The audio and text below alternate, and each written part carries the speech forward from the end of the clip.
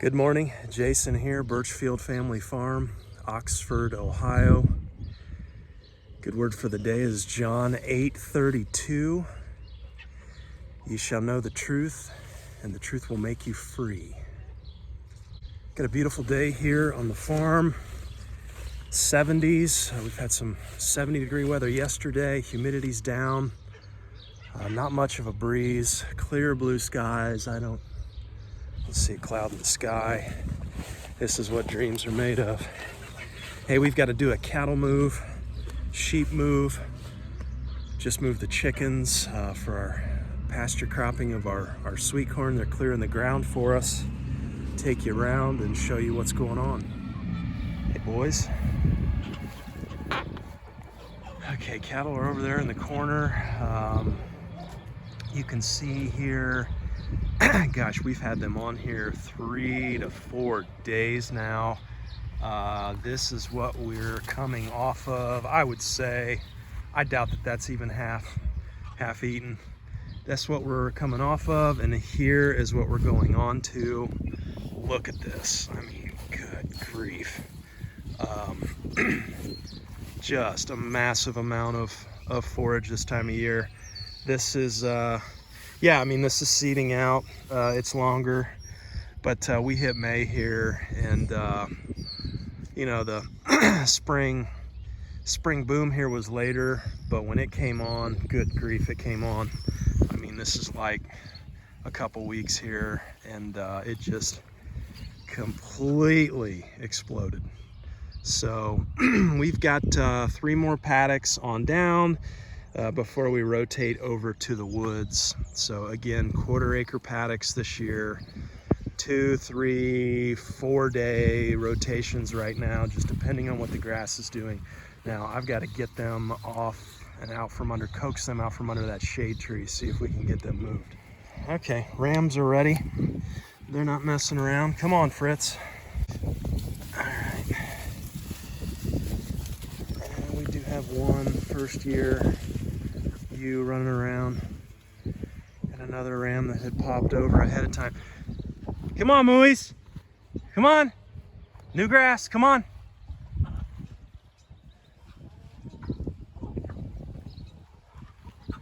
Look at this. They are actually going to listen to me. Unreal. Come on. Come on, Moose. New grass. And I do like getting over into these paddocks on this side of the fence in the sunny weather, because we do have shade. There's a big old walnut tree there, so I got some shade there. I got some shade over in the pasture we're coming off of. Look at this. Hey, good job, guys. Come on, Patty. Well, that was easy. Oh, look at them. Just loving it. It's a good life, AM.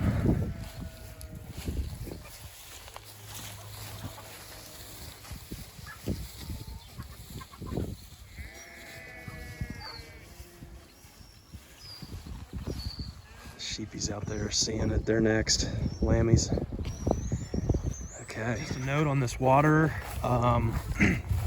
This thing worked great with this base. Stayed in place. They were not able to tip it. You can see we've got some hair and spots. You know, so they're rubbing on it, but I think that was the answer, was to build something that's stable enough to take the rubbing. So we're gonna roll with this. I think this thing's gonna be great. The thinking behind the pastures and the paddocks this year is I'm letting them grow out. I'm letting them go longer. A couple reasons for this. I like those roots going deep. So letting the plants grow taller is gonna mean the roots go deeper. That's gonna do primarily 2 things. When the grass gets grazed or cut, a lot of those roots are gonna die back, so we're building organic matter from the root die-off in the soil. Not only that, but you've got those channels then. You've got the channels in the soil where the roots went deep, and that's gonna hold water. So we're going to hold additional water here in these pastures by letting these the forage come up taller this time of year. That's my idea anyway. I'm hoping that helps us out. Then when we get into the dry season, August and September, additional water holding capacity. And you know, also I guess a third thing is we're holding in quite a bit more moisture now, leaving this longer because that's covering the ground, not letting the ground dry out as much. So that's kind of the thinking.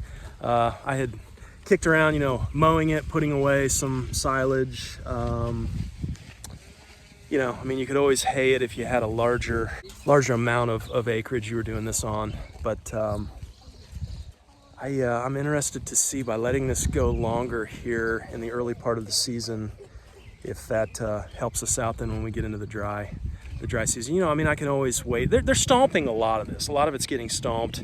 Kind of curious what that's going to look like on our second and third pass through these paddocks. We can always mow just behind them and knock this down. I'm not going to do that though first round here. And, we'll see how it goes. We'll keep you posted. Okay, chickens here on the pasture. This is the spot where we will pasture crop our sweet corn. So putting down a little poultry manure here. We ran the sheep. Use this electronet here. We've got it pulled out of the way, but we'll run that electronet down here, clip on the wire, and we will just direct sow our seeds straight into the pasture on that sweet corn. We initially ran our rams here and let them clear this pasture down. I like that twofold approach. Bring the rams in first, control them with the electronet, let them eat it all the way down, and then bring your chickens in and run them and just let them nail that pasture all the way down. I mean, it'll come back, but you can see, I mean, wow, they're, I mean, some of this is looking pretty bare, but that's okay with me. It'll come back, putting that manure down. And again, we'll sow probably four rows of sweet corn straight in here. And we'll put down some additional nitrogen, probably in the form of rabbit manure. We'll see. Rabbit manure is twice as high in nitrogen as poultry litter. So keep you posted on this. Just another quick shot of this here. Oh, this is tricky. There we go. This over here. For all you bale grazers in the winter and, oh, we're building soil, blah, blah, blah. Maybe. Might be true, but it's going to take you a few years before you get really much of anything. Now, I sowed some of this up in here, and it's kind of coming back, but this is just, I mean, that next year, don't plan on much of anything really growing there. I mean, I know they say, a lot of folks out there saying bale grazing is the greatest thing since sliced bread. Well, that's fine. You may build soil, but don't underestimate the time it's going to take you to then recover. Okay, sheep removed.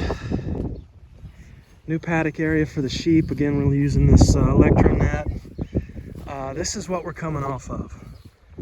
So you can see, probably left them here a little long, but you can see, you know, a lot of this stemmy, woody stuff, that's what they're leaving here. Interestingly enough, they do seem to kind of chop most of the seed heads off. But yeah, this is what I mean, obviously any kind of clover or anything in here is just, other than the stemmy grass, is just demolished, but it'll come back. This is what we're going on to. I mean, this stuff is so tall, you know, we can lose the lambs in here for sure. So I do like to take a weed eater around beforehand and hit the perimeter just to keep that thing from grounding out. Keeps the fence quite a bit hotter. I do not want these little lammies tangled in that electronet. Got to keep that nice and hot. So I need a head count here. 1, 2, 3, 4, 5, 6, 7, 8, 9, 10, 11, 12, 13. I think we've got 7 mamas out here. Okay, so let's just have a watch here. Number 28. 29U. Let's see what she's going after. Yeah, you can see she's getting down there. So she's not preferring the stemmy stuff up here to start. She's going after that red clover. Look at her. Just gobbling that stuff. So they know. They know what they're doing. They know what they're after. Okay, this is so exciting to me. I sowed some Pontiac red potatoes in our poo pile. This is all the cattle waste, old hay and manure. And look at this. Right there. You can see that. That's a tater. There's a tater. One coming up over here. I didn't know if that would work. I used a compost thermometer and kind of took the initial temperature. And initially we did sow some Yukon Golds in here, and they didn't take. And I think that was because it was too hot, compost wise. And so we tried again with some Pontiac Golds, Pontiac Reds, and they're up. So we're making potatoes out of our poo pile. We'll see how that goes.